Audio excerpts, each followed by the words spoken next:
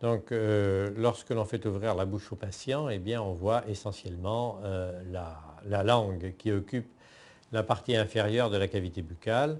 C'est cette langue que l'on va tenter de discipliner, d'abaisser avec un abaisse-langue très doucement pour ne pas déclencher de réflexes nauséeux, qui va permettre de voir ici en arrière la paroi pharyngée postérieure.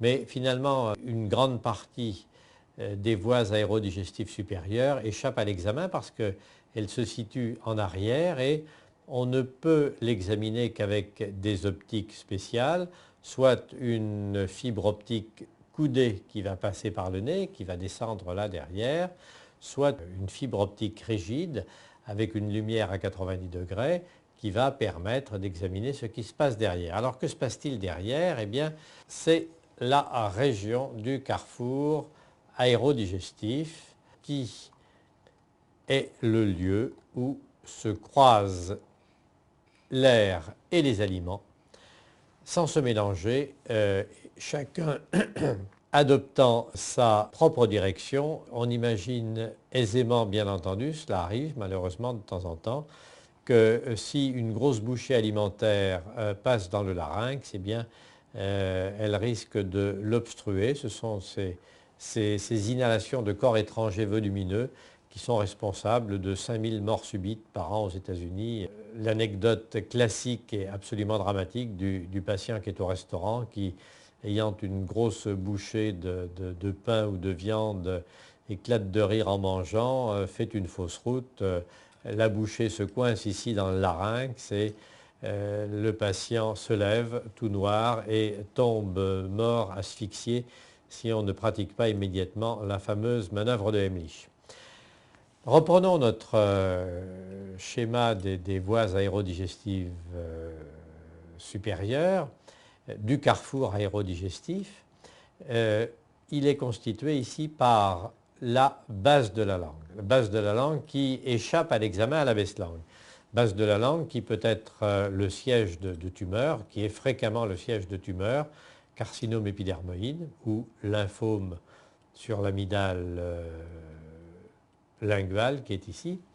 Alors cette base de langue, elle n'est visible qu'avec des optiques qui ont été introduites par le nez ou par la bouche, mais elle est examinable avec l'index. C'est elle que l'on vient palper ici pour dépister une tumeur.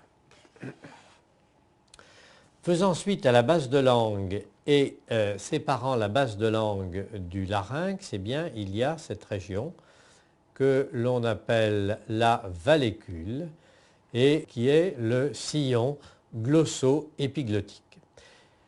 C'est un sillon que les aliments vont emprunter lorsqu'ils ont glissé sur la base de langue. Ils vont se répandre dans les vallécules à droite et à gauche pour glisser dans l'hypopharynx, ici, dans les gouttières latérales de l'hypopharynx, que l'on appelle les sinus piriformes. Voici, ici, c'est l'hypopharynx, la partie la plus basse du pharynx.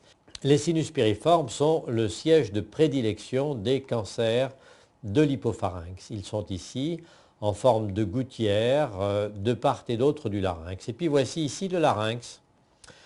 Le larynx avec sa couronne vestibulaire, la couronne laryngée, constituée par l'épiglotte, qui est celle que voient les anesthésistes lorsqu'ils veulent intuber le malade. L'anesthésiste met sa spatule ici, dans la vallécule, refoule la base de langue vers l'avant et puis expose bien l'épiglotte et expose dans le larynx les cordes vocales. Pour en revenir à l'hypopharynx, il est fermé ici, il constitue une sorte de fer à cheval ouvert vers l'avant, entourant le larynx, et il se continue ici en bas par l'ésophage. Alors que le larynx, comme vous le savez bien sûr, se continue avec la trachée. Et c'est là donc que se fait le partage des os en quelque sorte. Les aliments, ils vont ici sans se tromper, et l'air, il va ici. Et pour que ce partage se fasse régulièrement, des centaines de fois par jour avec la salive, eh bien, il y a un mécanisme de protection du larynx extrêmement précis qui intervient au moment opportun, au moment où les aliments glissant dans les vallécules vont vers les sinus piriformes, sont pris en charge par les constricteurs du pharynx, qui est la musculature qui entoure le pharynx ici, musculature du pharynx qui va se contracter sur elle-même et expulser le bol alimentaire dans toutes les directions.